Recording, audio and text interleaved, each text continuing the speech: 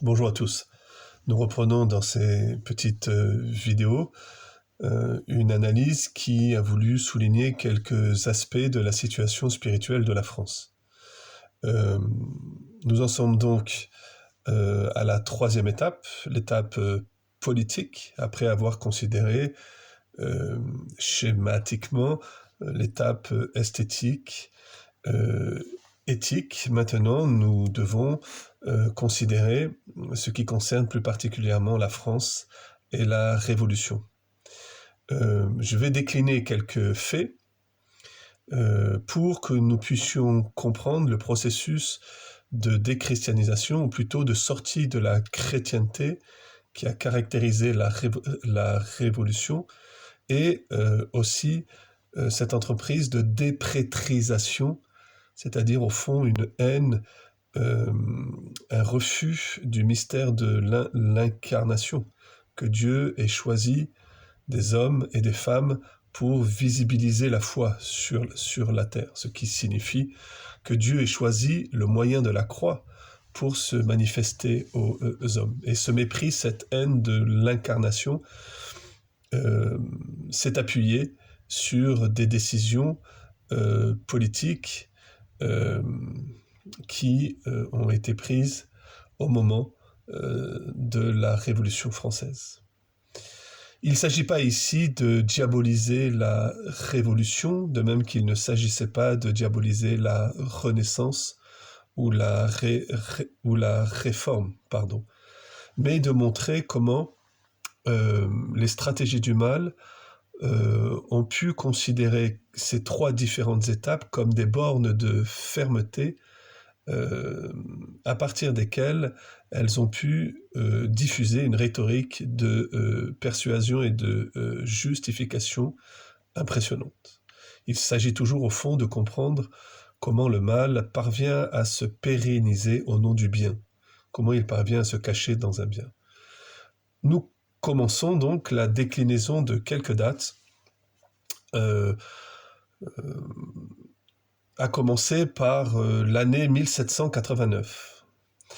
À la fin de cette année, la Révolution a commencé déjà depuis quelques mois. Plus précisément, le 28 octobre 1789, l'Assemblée décide la suspension provisoire de tous les vœux de religion. Et le prétexte qui est invoqué est l'absence de vocation. Donc, sous le prétexte de l'absence de vocation, on décide de suspendre provisoirement tous les vœux. Le 2 novembre 1789, c'est la confiscation de tous les biens de l'Église au bénéfice de la nation. Donc, passons maintenant à l'année 1790. Le 13 février 1790, l'Assemblée interdit définitivement les vœux religieux et supprime les ordres religieux contemplatifs. Donc ce qui n'avait été que suspendu maintenant est définitivement interdit, et surtout les ordres contemplatifs sont supprimés, donc plus de carmes, etc. Alors pourquoi commence-t-il par supprimer les congrégations contemplatives et ils vont laisser pendant quelque temps les congrégations enseignantes et hospitalières? Précisément parce que pour eux, les ordres religieux contemplatifs sont inutiles par définition. Ce qui va caractériser la spiritualité du XVIIIe siècle, c'est le fait de substituer l'action politique à la foi et à une des manifestations de la foi qui est la prière, la contemplation, la méditation. Tout cela prend du temps et tout cela implique de se rapporter à Dieu. Eh bien, c'est cela que les révolutionnaires français vont refuser,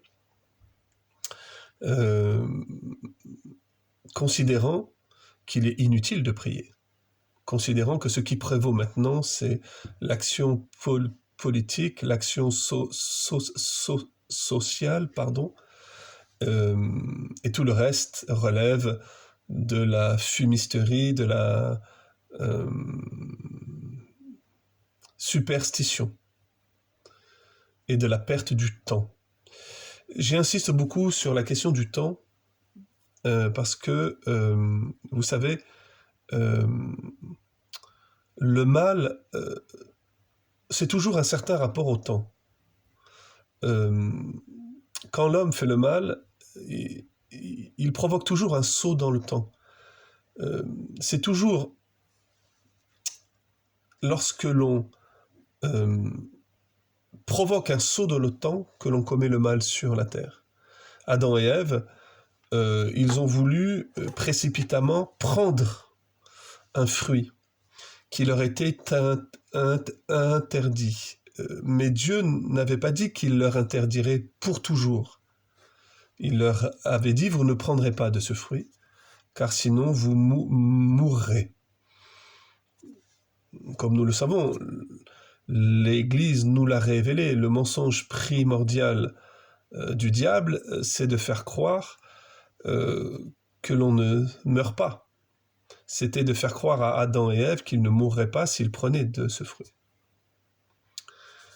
Et précisément, ils sont morts. La mort est entrée en l'homme. Mais ce fruit, Dieu allait leur donner. Parce que la vocation de l'homme, telle que Dieu la veut, c'est qu'il devienne lui-même, c'est qu'il devienne Dieu. Non pas comme Dieu, tel que le démon le fait croire à Adam et Ève. Mais ce processus de divinisation, de déification, cet accomplissement de la condition humaine qui se transforme en devenant la nature même de Dieu, c'est le plan d'amour que Dieu a sur moi et sur toi, sur tous les hommes. Donc le péché d'Adam et Ève, pourrait-on dire, c'est un péché sur le temps. C'est-à-dire qu'ils ont été impatients. Quand on est impatient, c'est qu'on refuse d'attendre que Dieu nous donne ce qu'il nous a promis, quand on prend à la place de Dieu, quand on se met à la place de Dieu. Et nous le voyons tous les jours. C'est pour ça que les pères de l'Église disent que l'impatience est la mère de tous les vices. Parce que l'impatience souligne véritablement notre désir de prendre la place de Dieu. Alors, je reviens, pardonnez-moi cette petite parenthèse, à la Révolution. Et pourquoi je vous disais ça? Oui, précisément parce que supprimer les ordres religieux contemplatifs, c'est supprimer un certain rapport au temps. On continue. Donc on en est en février 1790, comme ça les choses sont claires, les ordres religieux sont supprimés. Nous passons à la vidéo suivante, parce que j'ai déjà dépassé beaucoup.